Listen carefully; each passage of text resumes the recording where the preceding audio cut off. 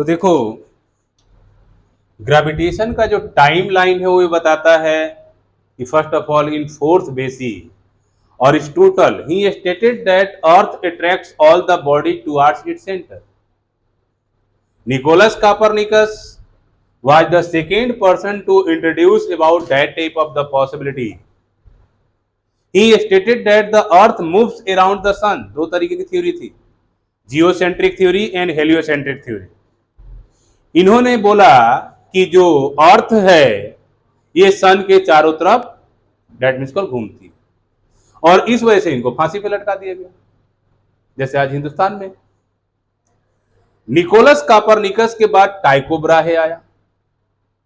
टाइको Brahe ने celestial bodies का observation किया. दो तरीके का बॉडी होता है, सेलेस्टियल बॉडीज आसमान में और टेरेस्ट्रियल बॉडी जमीन पे. स्टडी किया और कुछ पोस्टुलेट्स बनाए. इनका डिसिपल था Ptolemy.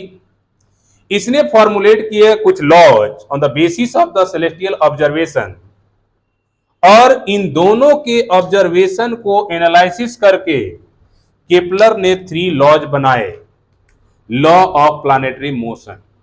He was the first person to introduce that the earth is not a spherical body, this is an ecliptical body. Kepler के लॉज को, गैलीलियो के इनर्शिया लॉ को स्टडी करके सर आइजैक न्यूटन ने एक law propose किया, जिस law को बोलते हैं यूनिवर्सल लॉ ऑफ ग्रेविटेशन. और वो भी कौन से सन में? 1665 में. आइजैक न्यूटन ने जो रूल दिया था वो F is equal to GM1 into M2 upon R² दिया था. इस G का वैल्यू नहीं पता था. बाद में एडवांसमेंट ऑफ टेक्नोलॉजी हुआ और स्वीडन का एक फिजिसिस्ट था जिसका नाम था हेनरी कैवेंडिश. इसने 1798 में G का वैल्यू कैलकुलेट किया, और G का जो वैल्यू होता है वो 6.67 इंटू 10⁻⁻11 न्यूटन मीटर स्क्वायर पर केजी स्क्वायर होता है. सर आइजैक न्यूटन की इकोनॉमिक कंडीशन अच्छी नहीं थी. इनके मैटरनल अंकल ने एडमिशन कराया था हायर स्टडीज के लिए. उस समय जब कैम्ब्रिज यूनिवर्सिटीज में इनका एडमिशन हुआ, उस दौरान प्लेग फैल गया और 6 महीना के लिए कैम्ब्रिज यूनिवर्सिटी को बंद कर दिया गया. जिस तरीके से हिंदुस्तान में कोरोना के समय में 2 साल के लिए अप्रोक्सीमेटली स्कूलों को बंद किया गया. एक यहां कंसेप्ट था कि 6 महीना के लिए कैम्ब्रिज यूनिवर्सिटी बंद हुआ, तो इन्होंने दुनिया के बहुत सारे मिस्ट्रीज को एक कॉमन लॉ जिसे बोलते हैं यूनिवर्सल लॉ ऑफ ग्रेविटेशन में बाइंड अप करके सॉल्व कर दिया.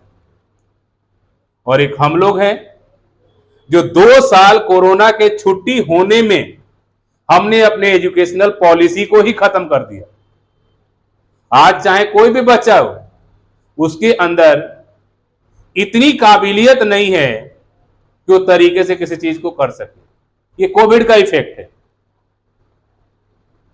बच्चे तो स्मार्ट रहे नहीं, मोबाइल स्मार्ट हो गया और इस वजह से समस्या बन गई. तो आज सभी पेरेंट्स के साथ ये बहुत बड़ी प्रॉब्लम है और इसको सॉल्व आउट करना बहुत ज्यादा जरूरी है, क्योंकि अगर हमने 2 साल के इंपैक्ट को खत्म नहीं किया तो ये उनकी लाइफ में 20 साल तक इंपैक्ट क्रिएट करता रहेगा.